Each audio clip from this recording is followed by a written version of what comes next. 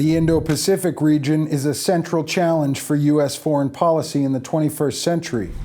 Threats from China and North Korea are reshaping the geopolitical dynamic, while Washington's alliances with democratic partners like South Korea, Japan, Taiwan, and the Philippines are crucial to maintaining stability and even shaping the global battle over the future of artificial intelligence. I'm Guy Taylor, National Security Editor at The Washington Times, and for this edition of the Threat Status Influencers series, we're on Capitol Hill in the offices of Congresswoman Young Kim, who chairs the House Subcommittee on the Indo-Pacific. Rep. Kim is a California Republican and one of the first Korean-American women to serve in Congress.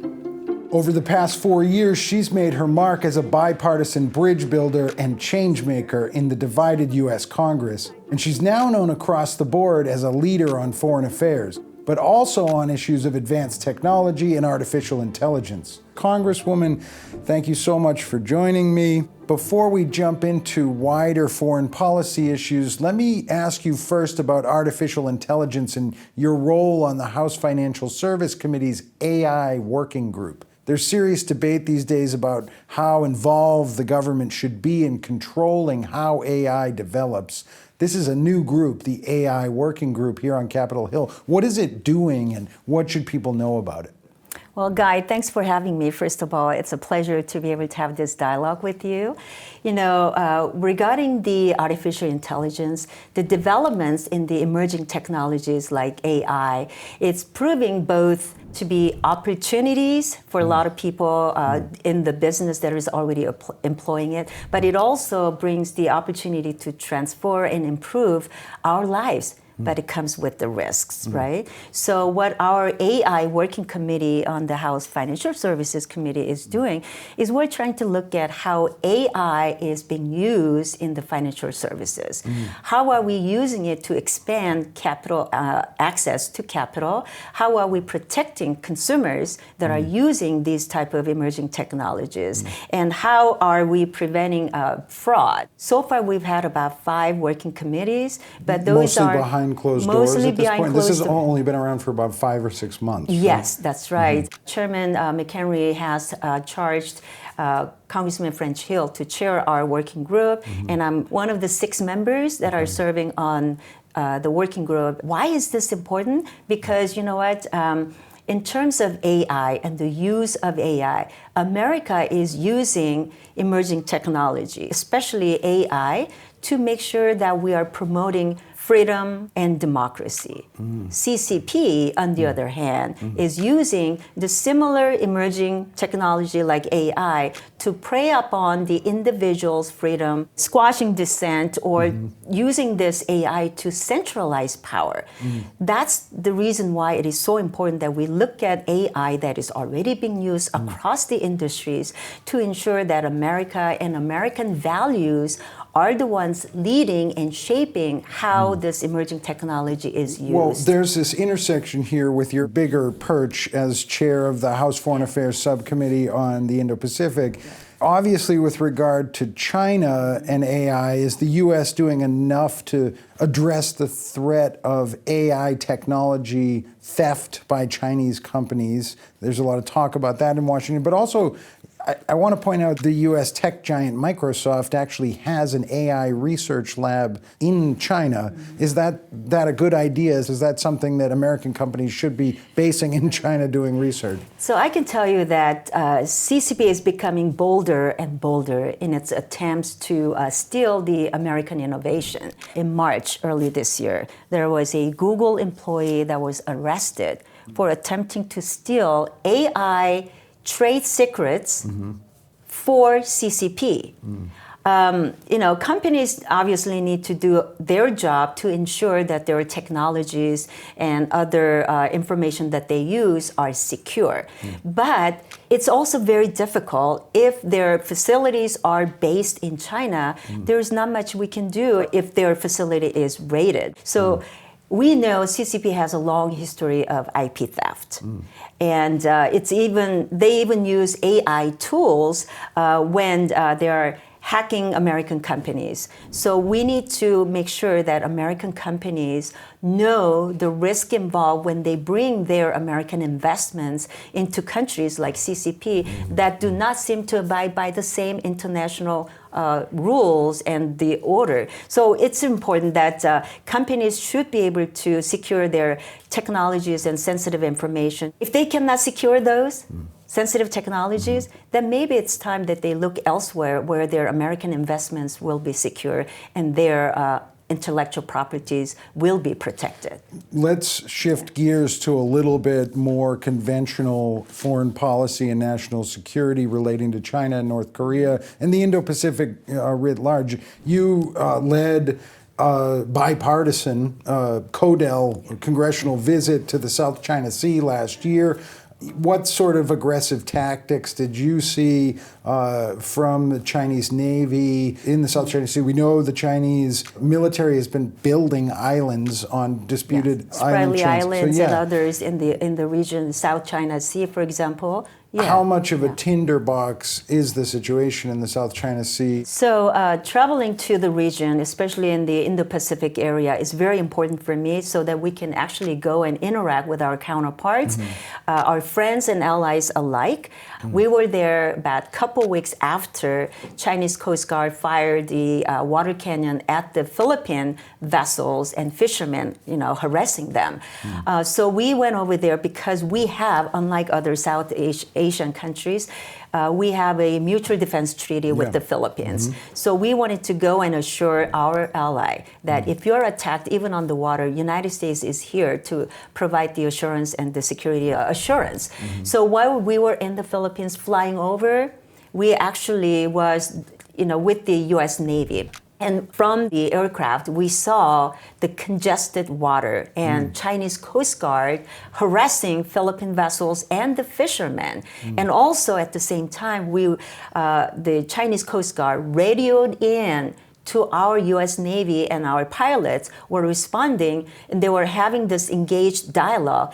And we heard, because we were up there, Chinese Coast Guard telling our U.S. Navy pilots that you are flying over our sovereign territory, so please leave. But this is just off the coast of the Philippines. Exactly. And it's international waters. I'm very impressed with our young U.S. Navy and pilots who are escorting us on the flyover. They were calmly, professionally responding to the Chinese Coast Guard and the threat. They said, hey, we are conducting freedom of navigation. We are here to provide the support and oversight for the Philippine vessel. Not to mention we have the cargo on board of elected U.S. officials at the moment, right? And I'm telling you, Guy, our presence at that time was very much appreciated because they feel this, by our the Philippine coercion. allies? Yes, by our Philippine allies. So we had a roundtable discussion with the Philippine Coast Guard, and we talked about that very incident.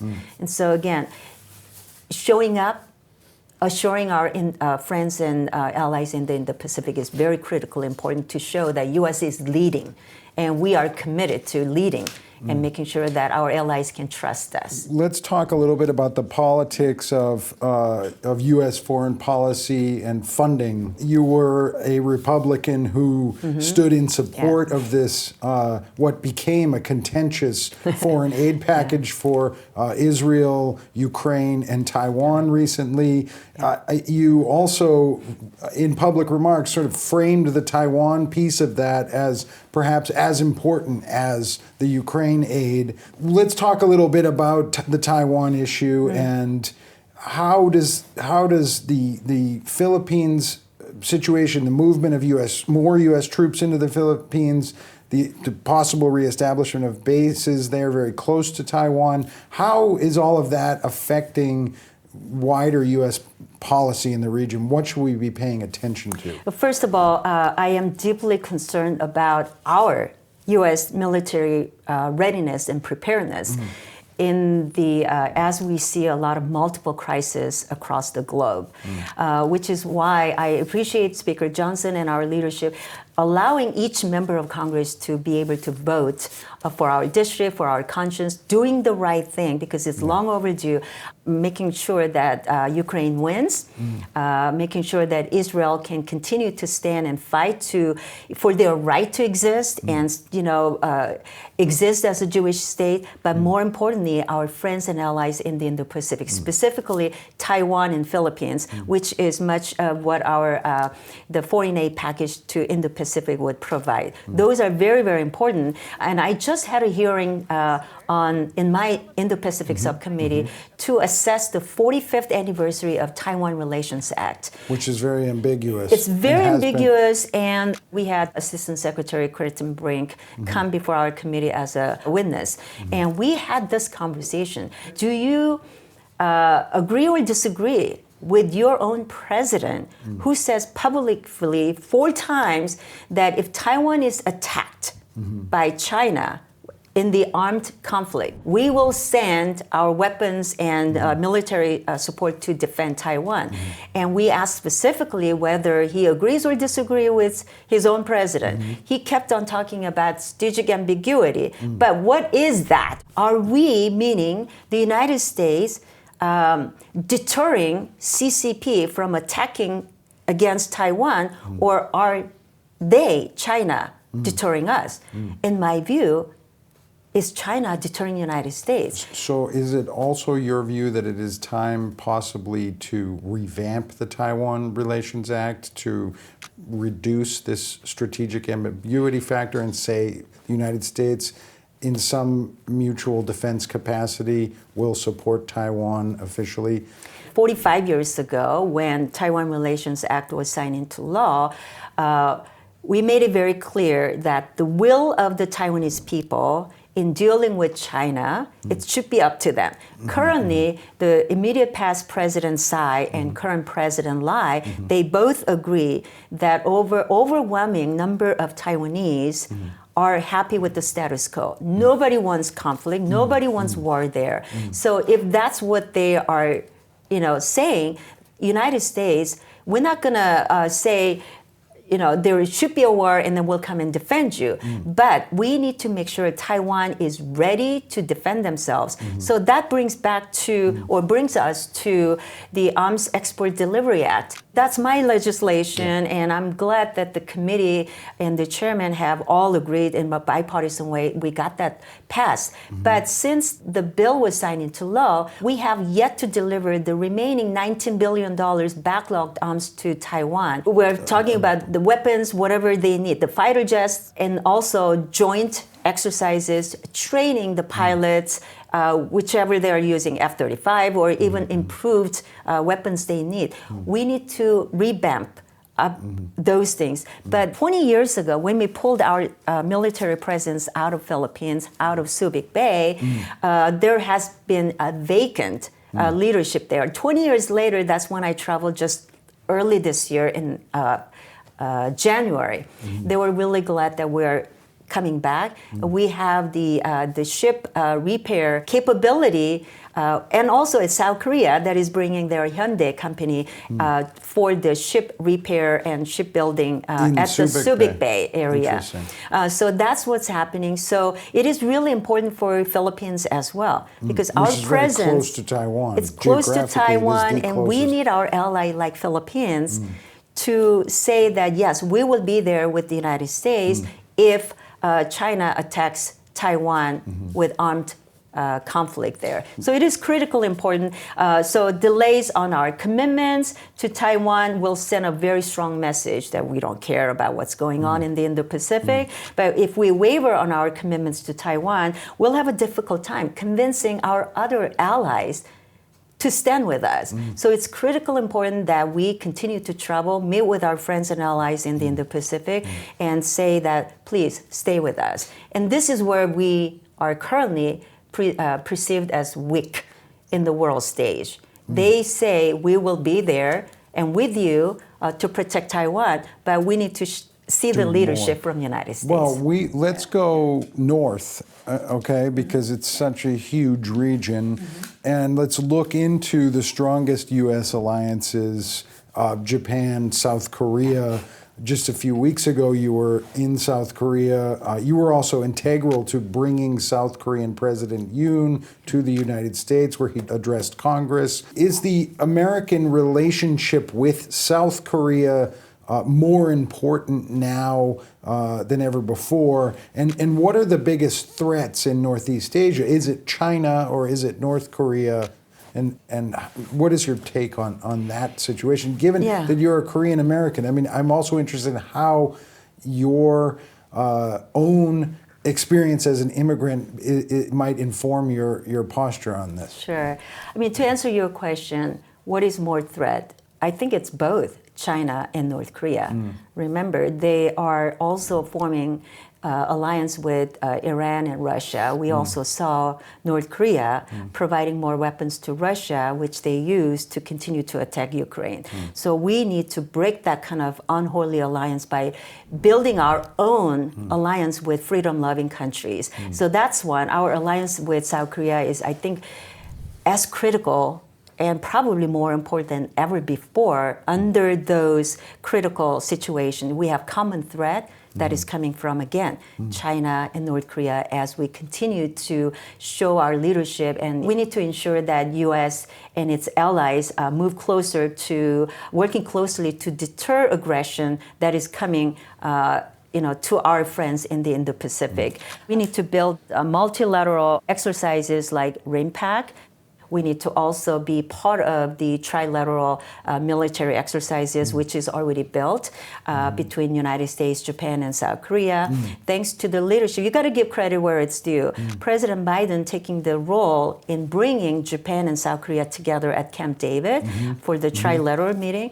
I really commend the both leaders from South Korea and Japan for getting past the historical differences and challenges. While it still exists, they agreed to move ahead, look forward in building the coalition to address the common threat that is, again, China and North Korea. So we need to be clear-eyed to recognize that North Korea is a nuclear state, deal with North Korea for what it is today, not what we want North Korea to be 10 years later, 20 years later. So we got to be very, very clear-eyed. Kim Jong-un, in my view, is probably more dangerous than his father, Kim Jong-il, and his grandfather, Kim Il-sung. That's in my view. We actually saw former President Trump make headlines in a Time magazine interview recently, raising this possibility that South Korea is a wealthy nation. They should be paying more for this some 30,000 U.S. military personnel that are stationed there. What was your reaction to that? My reaction was immediately, no, you cannot treat your friend that way, right?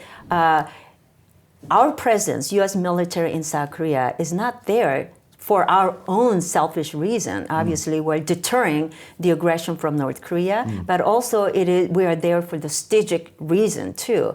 It's close. If any conflict breaks out in the Korean Peninsula or Taiwan Strait, the forward deployment, preparedness, readiness is to our advantage. And also, South Korea as a host country has already paid enough into that. Obviously, they can always provide more. But at the time when President Trump was asking 5 times more than what South Korea was already providing to host our military personnel and our presence, I thought that was a little too much. And again, you don't treat your friend that way. We already have a robust working relationship with South Korea through the U.S.-Korea Free Trade Agreement. So we need to recognize that. Congresswoman Young Kim, so insightful, so interesting. Thank you so much for joining us for the Threat Status Influencers series. I'm Guy Taylor. Until next time.